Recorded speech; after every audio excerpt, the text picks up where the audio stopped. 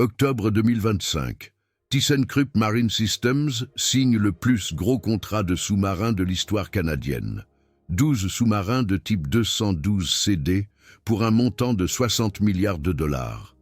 La même ingénierie allemande, le même nom, ThyssenKrupp, la même précision mortelle sous l'eau, mais voici ce qui est choquant. De 1939 à 1945, les sous-marins allemands ont coulé exactement 2779 navires alliés dans l'Atlantique. Un total de 14,5 millions de tonneaux de jauge brute repose désormais au fond de l'océan. C'est l'équivalent de toute la flotte marchande américaine moderne, complètement anéantie. Et aujourd'hui, les alliés de l'OTAN font confiance à la même technologie allemande pour leur protection. Comment cette incroyable transformation a-t-elle pu se produire? Comment la menace sous-marine la plus meurtrière de l'histoire est-elle devenue le fournisseur de sous-marins le plus fiable de l'Occident? Le ThyssenKrupp type 212 CD est le sous-marin diesel électrique le plus moderne au monde. Propulsion anaérobie grâce à des piles à combustible. 3 semaines complètement immergées sans refaire surface. Silence total avec seulement 110 décibels de bruit propre, pratiquement invisible pour les sonars. Capable de surveiller les voies maritimes de l'OTAN sans jamais être détecté, le Canada paie 5 milliards de dollars par unité. L'Allemagne livrera les premiers à partir de 2035. Mais le Canada n'est pas seul. Singapour achète 2 types 218 SG supplémentaires. L'Italie exploite 4 sous-marins de la classe Todaro, basés sur le type 212A allemand. La Norvège prévoit 6 unités. Au total, plus de 30 sous-marins allemands sont en service ou commandés dans le monde entier. Tous destinés à la protection des démocraties occidentales. Mais cette ingénierie a un passé sombre. Un passé que le Pentagone a gardé secret jusqu'en 1985. Un passé qui révèle comment l'Allemagne a transformé l'Atlantique en une tombe, comment la tactique de la meute de loups de l'amiral Karl Dönitz a terrorisé la marine la plus puissante du monde, comment les commandants de sous-marins allemands faisaient surface la nuit et coulaient des convois avec des canons de pont, comment l'US Navy est resté sans réponse pendant des mois, et comment le vent a tourné seulement en mai 1943. Mais jusque-là, 2779 navires avaient déjà été coulés, et 30 000 marins alliés gisaient au fond de l'Atlantique. L'histoire commence le 3 septembre 1939. La Grande-Bretagne déclare la guerre à l'Allemagne à cause de la Pologne. Quelques heures plus tard, le capitaine-lieutenant Fritz Julius Lemp envoie son sous-marin U-30 en patrouille à l'ouest de l'Irlande. Le soir, à 19h40, il aperçoit un grand navire, le prend pour un croiseur auxiliaire armé, donne l'ordre de faire feu. 2 torpilles G7e à propulsion électrique sont lancées, atteignent leur cible sous la ligne de flottaison. Le navire coule en 30 minutes. Ce n'est que plus tard qu'il s'avère que c'était le SS Athenia, un paquebot britannique avec 1103 civils à bord. 117 meurent dans l'Atlantique glacial. La bataille de l'Atlantique avait commencé. Et elle allait devenir la bataille navale la plus sanglante de l'histoire. Début 1940, la Kriegsmarine ne dispose que de 57 sous-marins opérationnels, dont seulement environ 20 sont en patrouille simultanément. L'amiral Karl Dönitz réclame depuis des années 300 sous-marins pour une guerre commerciale efficace. Il ne les obtient pas. Le haut commandement investit dans des cuirassés comme le Bismarck et le Tirpitz. Dönitz met en garde. Avec 300 sous-marins, nous pouvons affamer la Grande-Bretagne en 6 mois. Sans ravitaillement, l'économie de guerre britannique s'effondre. Pas d'armes, pas de pétrole, pas de nourriture. Capitulation inévitable. Mais personne n'écoute. Malgré tout, l'été 1940 marque le début de ce qu'on appelle l'âge d'or, la première happy time des sous-mariniers. La France est tombée. L'Allemagne contrôle toute la côte atlantique, de la Norvège à l'Espagne. Les sous-marins opèrent depuis Brest, Lorient, Saint-Nazaire, Directement sur l'Atlantique, plus de longs trajets à travers la mer du Nord, plus de champs de mines britanniques, directement à la chasse. Et la Royal Navy est débordée. Trop peu de destroyers, trop peu de corvettes, technologie sonar trop primitive. Les sous-marins allemands attaquent de nuit à la surface, sont invisibles pour les sonars, détectables uniquement par observation optique. Mais la nuit sur l'Atlantique, impossible. Dönitz développe la tactique de la meute de loups. Des sous-marins individuels patrouillent en longue ligne à travers les routes de l'Atlantique. Dès qu'un sous-marin aperçoit un convoi, il envoie par radio cryptée la position et le cap. Tous les autres sous-marins à portée se rassemblent, forment une meute de 8 à 20 sous-marins, attendent la nuit, puis ils attaquent de manière coordonnée, de plusieurs côtés en même temps. L'escorte de destroyers est débordée, ne peut pas protéger toutes les directions simultanément. Pendant qu'un sous-marin est chassé avec des grenades sous-marines, 3 autres torpillent tranquillement des cargos, méthodiquement, systématiquement, mortellement efficaces. Le capitaine-lieutenant Otto Kretschmer devient une légende. Commandant du U-99, coule 47 navires avec un total de 274 333 tonneaux de jauge brute, un seul sous-marin. La tactique de Kretschmer est simple mais d'une efficacité brutale. Il s'approche furtivement de nuit à la surface au milieu du convoi, navigue entre les cargos, tire des torpilles à bout portant. Distance de 500 à 800 mètres, impossible de manquer sa cible. Les navires explosent les uns après les autres, les équipages sautent dans l'eau glaciale. Certains brûlent vifs lorsque des pétroliers sont touchés. Kretschmer ne plonge que lorsque toutes les torpilles ont été tirées. Puis il disparaît dans la nuit. L'escorte ne trouve que des débris et des cadavres. En octobre 1940, Kretschmer attaque le convoi SC-7, 35 cargos avec une escorte de seulement 2 corvettes. Défense ridicule. La meute de loups se rassemble. 7 sous-marins attaquent dans la nuit du 18 au 19 octobre. Coulent 20 des 35 navires en une seule nuit. La plus grande perte de convoi jusqu'à présent. Seulement 5 jours plus tard, la même meute rencontre le convoi HX-79. Coulent 12 navires supplémentaires. Un total de 32 navires en 5 jours. La Royal Navy est choquée. Winston Churchill écrit plus tard dans ses mémoires « La seule chose qui m'ait vraiment fait peur pendant toute la guerre était la menace des sous-marins. De juin à octobre 1940, les sous-marins allemands coulent 274 navires alliés, avec un total de 1,4 million de tonneaux de jauge brute. Cela représente en moyenne 280 000 tonnes par mois. La Grande-Bretagne ne peut construire qu'environ 200 000 tonnes de nouveaux navires par mois. Le calcul est simple. Chaque mois, la Grande-Bretagne perd plus de tonnage qu'elle ne peut en remplacer. Chaque mois, l'île se rapproche de la famine. Dönitz n'a qu'à tenir bon. Le temps travaille pour l'Allemagne, mais Kretschmer n'est pas seul. Le capitaine-lieutenant Günther Prian est déjà une légende vivante. Le 14 octobre 1939, il infiltre avec le U-47 la base navale britannique de Scapa Flow, en plein cœur de l'Écosse, le port le mieux protégé de la Royal Navy. Théoriquement impossible d'y pénétrer. Mais Prian trouve une brèche dans les barrages, navigue de nuit à travers Kirk Sound, un étroit chenal entre des navires de blocus coulés, seulement 15 mètres de large, à marée haute, dans l'obscurité. Une erreur, et le U-47 s'échoue, est mis en pièces par les batteries côtières. Mais Prian réussit, pénètre dans Scapa Flow, voit le cuirassé HMS Royal Oak au mouillage, 29, 150 tonnes, 8 canons de 38 cm, la fierté de la Royal Navy. Prian tire une salve de 3 torpilles, une seule touche, cause peu de dégâts. Les Britanniques pensent à une explosion interne, examinent le navire. Prian fait demi-tour. Recharge les tubes lance-torpilles avant. Ça prend 20 minutes. À chaque seconde, quelqu'un pourrait le découvrir. Mais personne ne le fait. Il revient, tire 3 autres torpilles. Les 3 atteignent leur cible. Le HMS Royal Oak explose. Chavire en 13 minutes. 833 membres d'équipage se noient, piégés sous le pont. Prien s'échappe par la même brèche. Retourne en Allemagne en Héros. Hitler reçoit Prien en personne. Lui décerne la croix de chevalier, fait de lui une star de la propagande.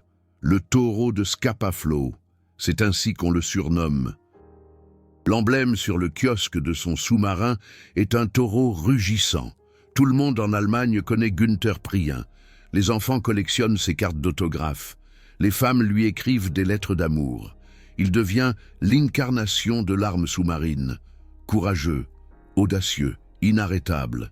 Mais en mars 1941, la chance de Prien tourne. Son U-47 attaque le convoi OB-293 et pourchassé par le HMS Wolverine. Le capitaine-lieutenant James Rowland commande le destroyer britannique, poursuit l'U-47 avec son sonar, lance des grenades sous-marines, une série après l'autre. L'U-47 tente de s'échapper, plonge profondément. Mais Rowland persiste, lance plus de 100 grenades sous-marines. Soudain, l'écho du sonar s'arrête, puis des débris à la surface, une nappe de pétrole, des restes de corps. L'U-47 est détruit. Günther Prien et les 45 membres de son équipage sont morts. L'Allemagne perd son plus grand héros. La propagande dissimule sa mort pendant des semaines, trop douloureux d'admettre que le taureau de Scapa Flow est mort. 1 mois seulement plus tard, un autre as meurt. Le capitaine-lieutenant Joachim Schepke, commandant de l'U-100, a coulé 37 navires, soit 150 kg 182 tonneaux de jauge brute. Schepke est connu pour son agressivité, attaque toujours frontalement. Aucune prudence, que l'attaque, dans la nuit du 16 au 17 mars 1941. Il attaque le convoi HX-112, mais le HMS Vanoc, sous le commandement de Donald McIntyre, localise l'U-100 avec un nouveau radar. Éperonne le sous-marin intentionnellement.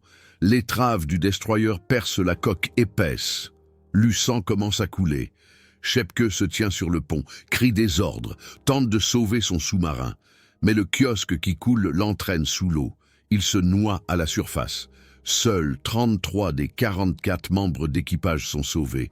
Et dans la même nuit, Otto Kretschmer est capturé. Le HMS Walker et le HMS Vanoc chassent l'U-99 pendant des heures, lancent des grenades sous-marines sans fin. Le sous-marin de Kretschmer est gravement endommagé. Moteur diesel hors service, électricité coupée, gouvernail bloqué. Le navire coule de façon incontrôlable.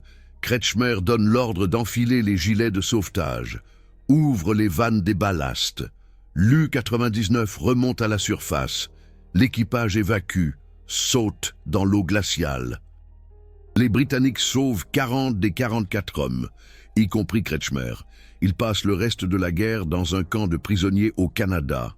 En une semaine, l'Allemagne perd 3 de ses meilleurs commandants de sous-marins. Prien mort, Schepke mort, Kretschmer capturé. Ensemble, ils avaient coulé 121 navires, soit plus de 600 000 tonneaux de jauge brute. Leur perte est un coup dur pour l'arme sous-marine, mais la guerre continue. De nouveaux commandants prennent la relève. Des hommes plus jeunes, moins expérimentés, mais tout aussi déterminés. La technologie des sous-marins continue d'évoluer. En 1943, la Kriegsmarine introduit la torpille T5 Zaunkönig, la première torpille acoustique au monde, cible automatiquement les bruits d'hélice. Un sous-marin n'a qu'à tirer grossièrement en direction d'un destroyer. La torpille entend les hélices, suit le bruit, atteint la poupe, détruit les hélices et le gouvernail. Le destroyer est immobilisé. Ne peut plus lancer de grenades sous-marines. Le sous-marin s'échappe. Les Alliés développent rapidement une contre-mesure. Le Foxer, un leurre bruyant traîné derrière le navire, fait plus de bruit que les hélices. La torpille acoustique cible le leurre, rate le navire, explose inoffensivement derrière le destroyer. La course technologique va et vient. Chaque nouvelle arme reçoit une contre-mesure. Chaque contre-mesure reçoit une amélioration. En 1944 arrive le Schnorchel, un mât d'aération rétractable, permet aux sous-marins de faire tourner ses moteurs diesel sous l'eau. Seule la pointe du schnorchel dépasse de l'eau. Difficile à détecter, le sous-marin peut rester immergé pendant des semaines, n'a jamais besoin de faire surface complètement, réduit considérablement le risque de détection. Mais le schnorchel a des problèmes. Par mer agitée, de l'eau s'infiltre, le clapet automatique se ferme. Les moteurs diesel aspirent l'air de l'intérieur du sous-marin. La pression chute, les oreilles éclatent, le nez saigne, les hommes perdent connaissance. Mais malgré toute la technologie, le plus grand problème est le moral. À partir de 1944, la plupart des sous-mariniers savent qu'ils perdent la guerre. Chaque patrouille est probablement un voyage vers la mort. Le taux de perte grimpe à plus de 80%. 4 sous-marins sur 5 qui partent ne reviennent pas. Malgré tout, ils continuent parce qu'un ordre est un ordre, parce que des camarades sont à bord, parce que la désertion signifie l'exécution, parce que certains croient encore à la victoire finale, ou parce qu'ils ne savent tout simplement pas quoi faire d'autre. Mais alors, l'Allemagne commet la plus grande erreur stratégique de la guerre. Le 22 juin 1941, la Wehrmacht attaque l'Union soviétique. Opération Barbarossa. Soudain, l'Allemagne se bat sur 2 fronts. Les ressources sont détournées vers l'Est. La construction de sous-marins ralentit. Simultanément, le 11 décembre 1941, quelque chose de catastrophique se produit. L'Allemagne déclare la guerre aux États-Unis après Pearl Harbor. Une erreur inouïe. Maintenant, la puissance industrielle de l'Amérique entre en jeu et les chantiers navals américains peuvent construire des cargos Liberty plus vite que les sous-marins ne peuvent les couler. Mais il y a d'abord le deuxième âge d'or des sous-mariniers. L'opération Pockenschlag en janvier 1942. Dönitz envoie 5 sous-marins type 9 à longue portée directement au large de la côte est américaine.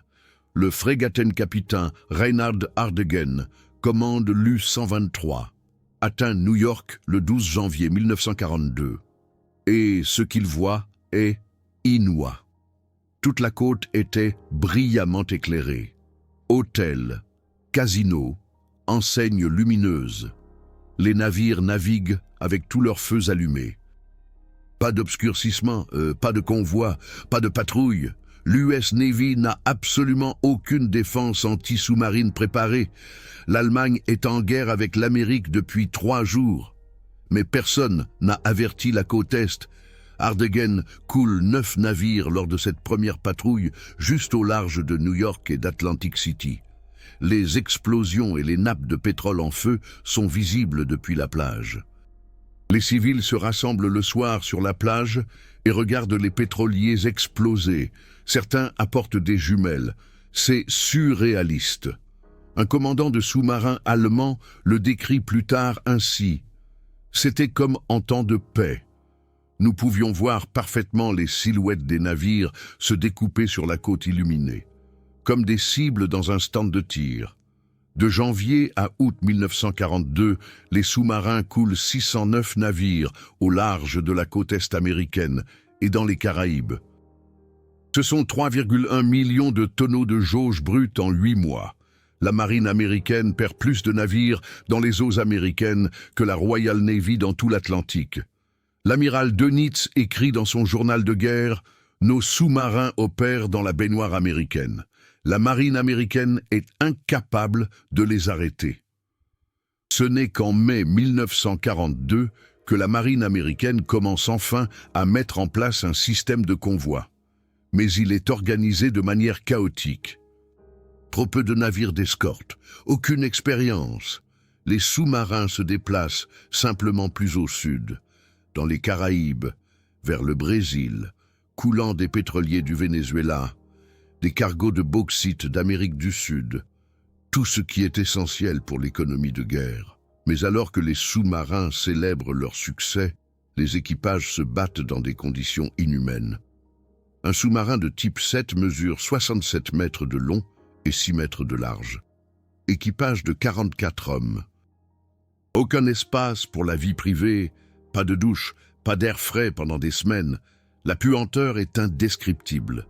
Sueur, diesel, moisissure, urine, nourriture pourrie, tout cela dans un tube d'acier fermé. La condensation dégouline constamment du plafond. Tout est humide, les vêtements moisissent, la peau se fissure, les maladies se propagent. Chaque patrouille dure 8 à 12 semaines.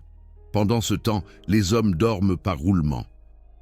Il n'y a de couchette que pour 2/3 de l'équipage. Le reste dort là où il y a de la place. Sur les torpilles, entre les machines, sur le sol.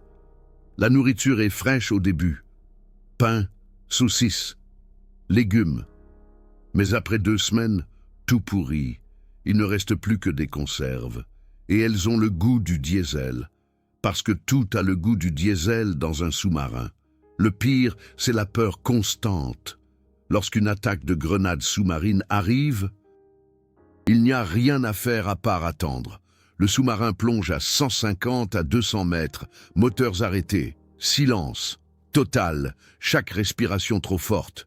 Puis on entend le ping-ping du sonar allié, se rapproche, puis le silence. Et soudain, l'explosion. La première grenade sous-marine explose. Le sous-marin tremble, les rivets se détachent. L'eau gicle à travers les fuites. Les hommes crient. Puis la deuxième explosion, encore plus près. Les lumières vacillent, les ampoules éclatent. Dans le noir, 200 mètres sous l'eau, avec de l'air limité. Et la conscience qu'un coup direct écraserait le sous-marin comme une boîte de conserve. De 1939 à 1945, 1162. Sous-marins allemands partent en mission, dont 785 ne reviennent pas. C'est un taux de perte de 67,6%. Sur 40 900 sous-mariniers, 28 000 meurent en mer. 5 000 autres sont faits prisonniers. Seuls environ 7 000 survivent à la guerre indemne. C'est le taux de perte le plus élevé de toutes les armes allemandes, plus élevé que les parachutistes, plus élevé que les équipages de chars, plus élevé que la Waffen-SS. 2 sous-mariniers sur 3 meurent. Mais malgré tout, des volontaires s'inscrivent. Pourquoi? Parce que les sous-mariniers sont une élite. Meilleure nourriture, meilleur salaire, plus de liberté. À bord, il n'y a pas de hiérarchie rigide. Les officiers et les hommes vivent ensemble dans un espace confiné. On se tutoie parfois, inimaginable dans la Wehrmacht. Et lorsqu'un sous-marin revient de patrouille, il y a souvent des congés spéciaux. 2 semaines à Paris, champagne, file française, la pleine vie avant la prochaine patrouille. Et peut-être la dernière, 1942 est l'année la plus réussie de la force sous-marine. Au total, 1160 navires alliés sont coulés, avec 6,3 millions de tonneaux de jauge brute. Cela représente en moyenne 525 000 tonnes par mois. Chaque mois, la cargaison d'environ 100 grands cargos se retrouve au fond de la mer. Avec tout ce qu'il y a dessus, chars, avions, munitions, nourriture, matières premières et équipages. Environ 15 000 marins alliés meurent dans l'Atlantique en 1942. Certains se noient immédiatement. Certains meurent de froid dans des canaux de sauvetage. Certains brûlent dans des nappes de pétrole. Peu sont sauvés. Mais maintenant vient le tournant, le mois qui a tout changé, le mois où la force sous-marine s'est effondrée, le mois qui est entré dans l'histoire sous le nom de Black May, mai 1943, le mois où l'Allemagne a perdu la bataille de l'Atlantique. Que s'est-il passé? Plusieurs facteurs se sont combinés. Premièrement, la supériorité technologique a basculé. Les Alliés ont introduit le radar centimétrique. Le radar H2S fonctionne sur une longueur d'onde de 10 cm. Les appareils d'observation de mesure radio allemands METOX ne peuvent pas le détecter. Les sous-marins ne savent pas qu'ils sont localisés, jusqu'à ce que les avions soient directement au-dessus d'eux. Deuxièmement, les Alliés ont comblé le trou de l'Atlantique. Jusqu'à présent, il y avait une zone au milieu de l'Atlantique hors de portée des avions basés à terre. Là, les sous-marins étaient à l'abri des attaques aériennes. Mais maintenant, des porte-avions d'escorte arrivent. Petits porte-avions qui naviguent avec des convois. ont 15 à 20 avions à bord, peuvent couvrir toute la route du convoi. Nulle part n'est plus sûr. Troisièmement, les Alliés déchiffrent le code Enigma. Le bureau de déchiffrement britannique de Bletchley Park peut lire les communications radio allemandes, savent où les tactiques de la meute de loups sont positionnées, peuvent diriger les convois autour des lignes de sous-marins. Dönitz ne comprend pas pourquoi ces meutes ne trouvent soudainement plus de convois. Il soupçonne une trahison, envisage des espions britanniques, n'a jamais l'idée qu'Enigma est déchiffré. Quatrièmement, les groupes d'escorte alliés deviennent plus expérimentés et agressifs. Le capitaine Frederick John Walker commande le Second Support Group. Sa spécialité est la chasse aux sous-marins. Walker développe de nouvelles tactiques, creeping attack. Un navire maintient le contact sonar et dirige un deuxième navire silencieux directement au-dessus du sous-marin. Le deuxième navire lance des grenades sous-marines, précisément sur la position du sonar. Le sous-marin n'entend rien venir. Soudain, des grenades sous-marines explosent juste à côté de la coque pressurisée. Dévastateur. En mai 1943, 118 sous-marins opèrent dans l'Atlantique. Mais les pertes explosent. Le 1er mai, U-109 est coulé. Le 4 mai, U-630 et U-438. Le 5 mai, U-125, U-192 et U-447. Presque chaque jour, une nouvelle perte. Les équipages deviennent nerveux, transmettent des messages chiffrés à Berlin. Nouvelles armes alliées, peuvent tout trouver partout. Besoin urgent de renforts. Mais cela ne fait qu'empirer. Le 11 mai, une tactique de la meute de loups de 13 sous-marins attaque le convoi ONS-5. Normalement, cela aurait été un massacre. Mais l'escorte sous le commandement de Peter Gretton est parfaitement préparée. Nouveau radar, équipage expérimenté, tactiques agressives, la tactique de la meute de loups perd 6 sous-marins en une nuit, U-638, U-125, U-531, U-630, U-192 et U-438. Tous coulés, seuls 5 cargos sont perdus. Le rapport s'est inversé. Le 24 mai, Dönitz capitule. Il ordonne à tous les sous-marins de se retirer de l'Atlantique Nord. À ce moment-là, la force sous-marine avait déjà perdu 41 sous-marins en mai 1943, 41 bateaux en 24 jours, presque 2 par jour. Avec environ 1600 membres d'équipage morts, Dönitz écrit dans son journal de guerre « Nous avons perdu la bataille de l'Atlantique. La poursuite de la guerre sous-marine avec les anciens moyens n'est plus possible. Les statistiques sont dévastatrices. En mai 1943, les sous-marins allemands coulent 50 navires alliés, représentant 264 000 tonneaux de jauge brute. Mais ils perdent 41 sous-marins dans la bataille, ce qui donne un ratio d'échange de 1,2 navires par sous-marin. Plus tôt dans la guerre, ce ratio était de 8 à 10 navires par sous-marin. Ce n'est plus viable, ce n'est plus une victoire. À partir de juin 1943, la force sous-marine ne fait plus que se défendre. De nouvelles technologies sont promises. Des sous-marins électriques type 21, avec une vitesse sous-marine de 17,5 nœuds. Un schnorchel pour un fonctionnement au diesel sous l'eau. Des torpilles acoustiques ciblant les bruits d'hélice. Mais tout arrive trop tard. Le type 21 n'est lancé qu'en 1945. Ne fait plus une seule mission ennemie. La guerre est déjà décidée. De juin 1943 à mai 1945, les sous-marins coulent encore environ 500 navires alliés, mais perdent plus de 500 sous-marins. Un ratio d'échange de 1 pour 1, de jeunes équipages inexpérimentés partent en mission suicide. Certains sous-marins ne survivent même pas à leur première patrouille, sont interceptés par des chasseurs de sous-marins alliés. Eux juste devant les ports allemands, coulés avant même d'atteindre l'Atlantique. Le 4 mai 1945 à 18h23, l'amiral Dönitz transmet le dernier ordre. Tous les sous-marins cessent immédiatement les hostilités, font surface, hissent le drapeau noir, se dirigent vers le port allié le plus proche. L'Allemagne capitule. La bataille de l'Atlantique est terminée.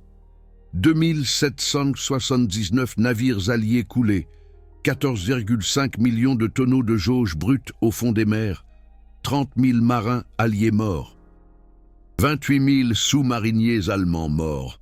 La guerre navale la plus longue et la plus sanglante de l'histoire est terminée. Mais la technologie allemande des sous-marins a survécu. Les Alliés ont confisqué tous les sous-marins type 21, les ont étudiés, les ont copiés. L'US Navy a repris 2 types 21 pour des tests. L'Union soviétique en a reçu 4, la Grande-Bretagne 2, la France 1. Tous les sous-marins modernes sont basés sur la conception allemande du type 21. La forme profilée de la coque, les grandes capacités de la batterie, le système de Schnorchel, le revêtement extérieur en caoutchouc pour l'insonorisation, toutes des inventions allemandes de la Seconde Guerre mondiale, et puis vint la transformation la plus étonnante de l'histoire. L'Allemagne est passée d'ennemi à allié, de menace à partenaire. Le même génie technique qui a terrorisé l'Atlantique protège maintenant les démocraties occidentales. Comment cela a-t-il pu arriver ? En 1955, l'Allemagne de l'Ouest rejoint l'OTAN. La même année, la Bundesmarine est fondée. Elle a besoin de sous-marins pour protéger la mer Baltique contre l'Union soviétique. Mais pas de sous-marins d'attaque, seulement des sous-marins de défense, de petits bateaux diesel électriques pour la défense côtière. Les premiers sont les types 201 et 205, de minuscules bateaux de 43 mètres. Pas une menace pour les grands océans. Parfait pour la mer Baltique peu profonde, mais le génie technique allemand est profondément ancré. En 1962, le développement du type 206 commence, pour la première fois avec de l'acier non magnétique, invisible pour les détonateurs de mines magnétiques. En 1988, arrive le type 212, révolutionnaire. Propulsion indépendante de l'air extérieur grâce à des piles à combustible. Peut rester immergé pendant 3 semaines. Presque silencieux. Pratiquement indétectable pour le sonar. La meilleure technologie de sous-marin conventionnel au monde. Et soudain, tout le monde veut des sous-marins allemands. L'Italie commande 4 types 212A pour sa marina militare. La Norvège, 6 types 212. Singapour, 2 types 218 SG adaptés. La Corée du Sud développe ses propres sous-marins avec la technologie allemande des piles à combustible. Israël achète des sous-marins de classe Dolphin de ThyssenKrupp. Également avec une propulsion allemande indépendante de l'air extérieur, au total, plus de 40 sous-marins allemands ou répliques sous licence sont en service dans le monde entier. En octobre 2025, arrive le plus grand contrat. Le Canada choisit le ThyssenKrupp Type 212 CD pour son Canadian Patrol Submarine Project.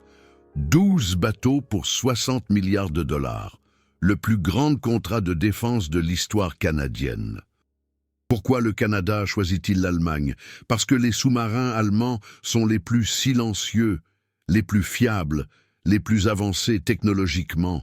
Aucune autre nation n'approche même les normes allemandes.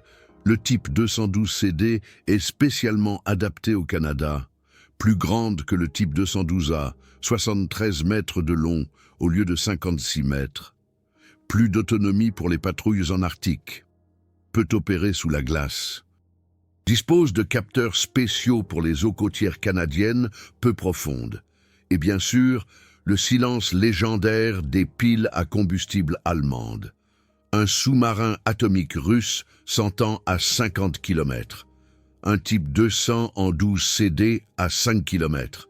Et encore, seulement si l'on sait exactement où chercher. Mais pourquoi le Canada a-t-il besoin de sous-marins? 3 raisons. Premièrement, l'Arctique.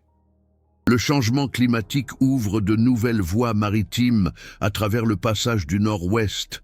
La Russie et la Chine s'intéressent à ces routes. Le Canada doit faire respecter sa souveraineté arctique. Seuls les sous-marins peuvent patrouiller sous la glace et chasser les sous-marins étrangers. Deuxièmement, la protection de l'Atlantique. La Russie modernise massivement sa flotte du Nord. De nouveaux sous-marins atomiques de classe Yazen opèrent au large des côtes nord-américaines. Le Canada a besoin de sous-marins diesel électriques silencieux pour les chasser. un type 212 CD peut attendre silencieusement près de la côte. Un sous-marin atomique russe ne l'entend pas venir. Plateforme d'embuscade parfaite.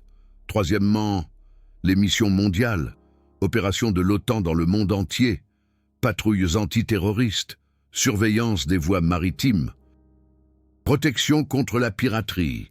Les sous-marins allemands ont une autonomie de plongée de 3 semaines, peuvent surveiller des ports discrètement pendant des semaines, observer les mouvements de troupes, intercepter des messages. Et personne ne sait qu'ils sont là.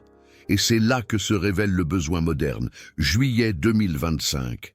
Les rebelles Houthis du Yémen attaquent des navires marchands en mer Rouge. Plus de 50 attaques en 6 mois. Drones, missiles, mines marines. Bateaux rapides explosifs. Le transport maritime international est menacé. L'US Navy envoie des destroyers, la Grande-Bretagne des frégates. Mais ces grands navires sont des cibles faciles pour les missiles. Ce dont on a vraiment besoin, ce sont des sous-marins. De petits sous-marins silencieux qui peuvent patrouiller au large des côtes yéménites, qui peuvent voir les bateaux Houthis, mais rester eux-mêmes invisibles, qui, si nécessaire, peuvent attaquer des positions à terre avec des missiles de croisière, exactement le rôle pour lequel le type 212 CD a été construit, près des côtes, silencieux, d'une précision mortelle. ThyssenKrupp en fait ouvertement la publicité. Le type 212 CD peut abattre des avions avec des missiles IDAS ou atteindre des cibles côtières. À partir d'une position immergée, le sous-marin reste sous l'eau, ouvre les tubes lance-torpilles, tire des missiles guidés. Les missiles perçant la surface de l'eau, allument des moteurs de fusée à propergol solide, volent vers la cible, atteignent leur but avec une ogive de 30 kg, et le sous-marin est déjà ailleurs. Jamais vu, jamais entendu, jamais touché.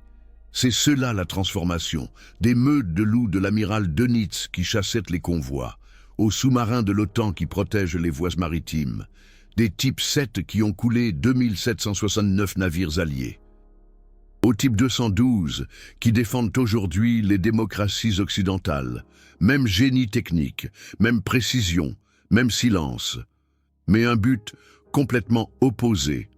Churchill a écrit « La seule chose qui m'ait vraiment fait peur pendant toute la guerre était la menace des sous-marins. » Aujourd'hui, les successeurs de Churchill font confiance à la technologie allemande des sous-marins.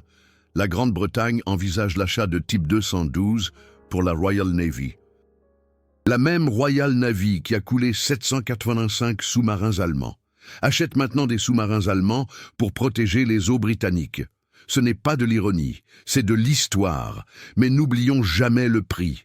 2779 navires alliés au fond des mers, 30 000 marins alliés qui ne sont jamais rentrés chez eux, 28 000 sous-mariniers allemands qui sont morts dans des cercueils d'acier, de jeunes hommes, 19, 20, 21 ans, de tous les côtés.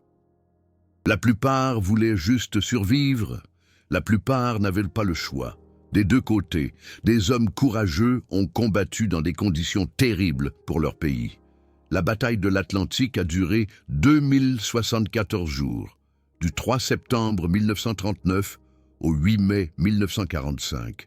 La plus longue campagne continue de la Seconde Guerre mondiale. Chaque jour, en moyenne, 14 marins alliés sont morts. Chaque jour, en moyenne, 13 sous-mariniers allemands sont morts, pendant presque 6 ans, sans pause. Sans trêve de Noël, sans pitié, aujourd'hui, la plupart des bunkers de sous-marins en France sont des musées. L'immense bunker de sous-marins de Lorient est ouvert au public. Les touristes se promènent dans les docks où les sous-marins type 7 partaient en patrouille. Ils observent les massives dalles de béton qui ont résisté aux bombes alliées. Ils lisent les noms des navires perdus sur les plaques commémoratives, U-47, U-99, U-100, U-123, des centaines de noms, des milliers d'équipages morts, et à Labo, près de Kiel, se dresse le mémorial naval, 72 mètres de haut, visible depuis la mer Baltique. Il commémore tous les marins de toutes les nations qui sont morts sur les océans du monde. À l'intérieur sont gravés les noms de tous les sous-marins allemands qui ne sont jamais revenus. 785 navires, 28 000 noms. Une liste sans fin de jeunes hommes qui n'ont plus jamais revu la lumière du jour. Si vous vous dites maintenant « Waouh, cette histoire est complètement folle », alors laissez un super thanks, montrez que vous appréciez ce genre de recherche historique.